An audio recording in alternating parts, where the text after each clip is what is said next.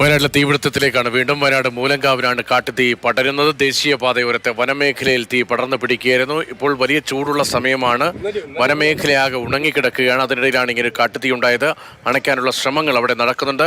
വനപാലകരും നാട്ടുകാരും ചേർന്ന് തീ അണയ്ക്കാൻ ശ്രമിക്കുന്നു. പക്ഷേ നിയന്ത്രണ വിധേയമാണോ എന്ന കാര്യത്തിൽ നിന്ന് ഇപ്പോഴും കൂടുതൽ വ്യക്തത ഉണ്ടായിട്ടില്ല എന്നതാണ് അവിടെ നിന്നുള്ള വിവരം. കമലാണ് വിവരങ്ങളുമായി. കമൽ, ഈ മേഖലയിലാകെ കാട്ടുതീ പടർന്നു പിടിക്കുന്നു എന്ന വിവരം വരുമ്പോഴും എത്രത്തോളം നിയന്ത്രിക്കാൻ കഴിഞ്ഞു എന്ന സംബന്ധിച്ച സൂചനകൾ വനപാലകർ നൽകുന്നുണ്ടോ?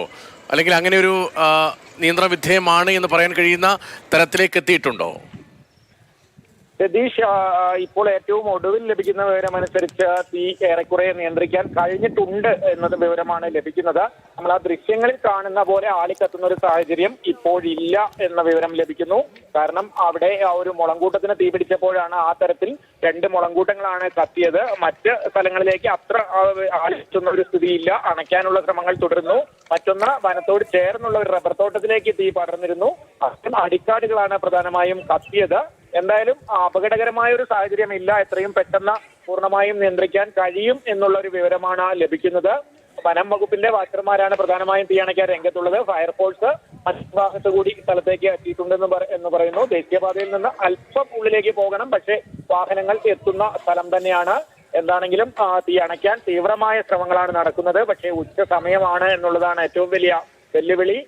പ്രത്യേകിച്ച് 2 മുതൽ 4 വരെയുള്ള സമയത്താണ് വയനാട്ടിലെ ഏറ്റവും കൂടിയ ചൂട്. പാലക്കാട് പോലെ 40 ഡിഗ്രിയിലധികം ഒന്നും പോകുന്നില്ലെങ്കിലും 36, 37 എന്ന നിലയിലേക്കൊക്കെ വയനാട്ടിലെ ഏറ്റവും കൂടിയ ചൂട് അനുഭവപ്പെടുന്നുണ്ട്. അടുത്ത വെയിലിന് കൂടുതൽ ഈ ആഘാതമുള്ളത് 2 മണി മുതൽ 4 മണി വരെയാണ്. ആ സമയത്ത് ആണ് എന്നുള്ളത് കൂടിയാണ് ഏറ്റവും. ഒരു നിമിഷം, ഇപ്പോൾ ആ പ്രദേശത്തിന്റെ പഞ്ചായത്തിന്റെ പ്രസിഡന്റ്, പഞ്ചായത്തിന്റെ പ്രസിഡന്റ് ഷീജ സതീഷ് നമുക്കിപ്പോൾ ഉണ്ട്. ശ്രീമതി ഷീജ സതീഷ്, ഇപ്പോഴത്തെ സ്ഥിതി എന്താണ്? നിയന്ത്രണ വിധേയമായോ തീ?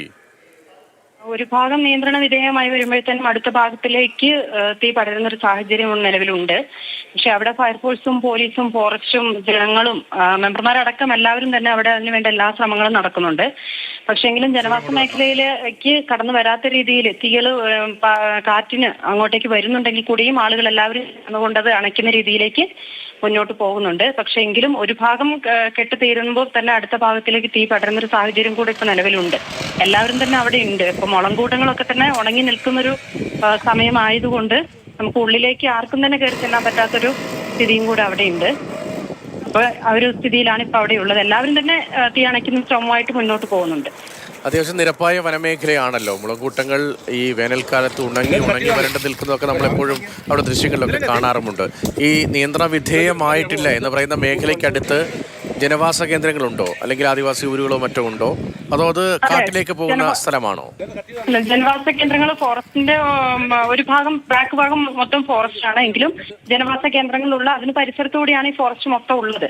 പക്ഷെ ജനവാസ മേഖലയിലേക്ക് എത്താത്ത രീതിയിൽ തന്നെ ഫയർഫോഴ്സ്, പോലീസും ഫോറസ്റ്റും എല്ലാവരും ജനങ്ങളെല്ലാം തന്നെ അവിടെ ഇടപെട്ടുകൊണ്ട് കാര്യങ്ങൾ ചെയ്യുന്നുണ്ട്. അതുകൊണ്ട് ഇപ്പം ഒരു ഭീതിയോടെ നിൽക്കേണ്ട ഒരു സാഹചര്യം നിലവിലില്ല എന്നാണ് തോന്നുന്നത്. പക്ഷെങ്കിലും ഫോറസ്റ്റ് മൊത്തം കത്തുന്ന ഒരു രീതിയിലേക്ക് അവിടെ സാഹചര്യമുണ്ട്. ഈ വനത്തിൽ തീ ഇങ്ങനെ പടർന്നു പോവുകയാണെങ്കിൽ ജനവാസ മേഖലയിലേക്ക് വരുന്നത് തടയാനുള്ള ശ്രമങ്ങൾ നടക്കുന്നുണ്ടല്ലോ. വനത്തിനുള്ളിലേക്ക് അങ്ങനെ കത്തിപ്പോവുകയാണെങ്കിൽ എത്ര കിലോമീറ്റർ ദൂരമുണ്ടാകും? എവിടെ വരെ തീ വ്യാപിക്കാനുള്ള സാധ്യതയുണ്ട്?